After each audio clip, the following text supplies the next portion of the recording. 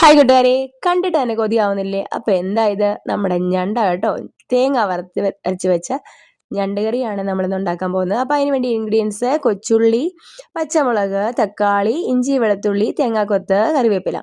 അപ്പൊ നമ്മുടെ ഞണ്ടൊക്കെ നമ്മൾ റെഡിയാക്കി എടുത്തിട്ടുണ്ട്. ഇനി നമുക്ക് തേങ്ങ വറുത്തെടുക്കാം.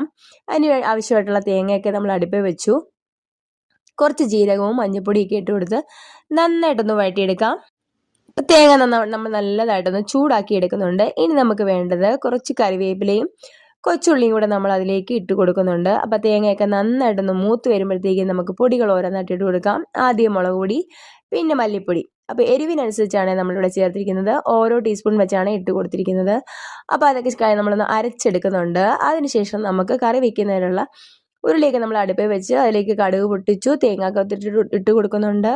ഇനി അടുത്തത് നമ്മുടെ അരിഞ്ഞു വെച്ച കൊച്ചുള്ളികൾ ഓരോന്നായിട്ട് ഇട്ട് കൊടുക്കാമേ. അതൊന്ന് നന്നായിട്ടൊന്ന് മൂപ്പിച്ചെടുക്കണം.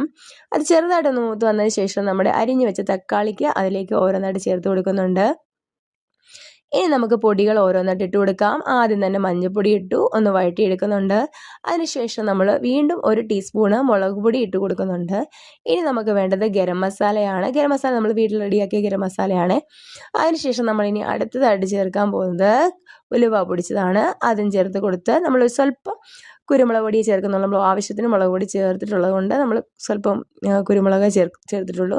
അതിനുശേഷം നമ്മുടെ തേങ്ങ വറുത്തരച്ച അരപ്പ് നമ്മൾ അതിലേക്ക് വെള്ളം കൂടെ ചേർത്ത് കൊടുക്കുന്നുണ്ട്. ഇനി സ്വല്പം ചൂടുവെള്ളം കൂടെ ചേർത്ത് അരപ്പൊക്കെ ഒന്ന് തിളച്ച് വരുമ്പോഴത്തേക്കും അതിലേക്ക് നമ്മുടെ ഞണ്ടൊക്കെ ഒന്നിട്ട് കൊടുക്കുന്നുണ്ട്. അപ്പം ഞണ്ട് കുട്ടന്മാരൊക്കെ അവിടെ കിടന്ന് വീഴുന്ന സമയത്ത് നമുക്ക് കടുക് വറുക്കാം. കടുക് വറുക്കാനുള്ള സാധനങ്ങളാണ് ഇതൊക്കെ. അപ്പോൾ അതൊക്കെ നമ്മൾ കടുക് വറുത്ത് അതിലേക്ക് ചേർത്ത് കൊടുക്കുന്നുണ്ട്. അപ്പോഴത്തേക്കും നമ്മുടെ നല്ല സൂപ്പർ ഞണ്ട് കറി ഇവിടെ റെഡി ആയിട്ടുണ്ട്. നല്ല മണമൊക്കെ വരുന്നുണ്ട്. അപ്പോൾ അടിപൊളി ഞണ്ട് കറി റെഡി. എല്ലാവർക്കും ഇഷ്ടമായെങ്കിൽ ലൈക്ക് ചെയ്യാൻ മറക്കല്ലേ. ടാറ്റാ.